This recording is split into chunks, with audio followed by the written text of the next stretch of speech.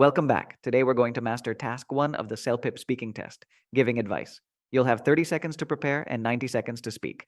Let's look at how to structure your answer, what language to use, and the expert secrets that can boost your score.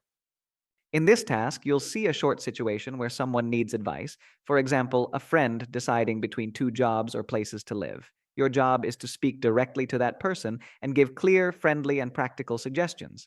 It's not a formal speech, it's like helping a friend. Organize your answer in 3 parts. First, acknowledge the situation, show that you understand the person's problem. Second, give at least 2 pieces of advice. Third, explain your reasons and end with something positive or encouraging. These expressions make you sound confident and natural. Mix them, don't repeat this, you should all the time. Using variety helps your fluency score. CELPIP examiners love organized, natural communication. Link your ideas with connectors, speak for the full 90 seconds, and show empathy. That's what separates a level 6 from a level 8 response. Many test takers lose points because they just repeat one piece of advice or they pause too much. Remember, it's not about fancy words, it's about smooth, real communication. This answer follows the structure. Clear organization, 2 solid reasons, and a friendly tone, exactly what CELPIP examiners reward.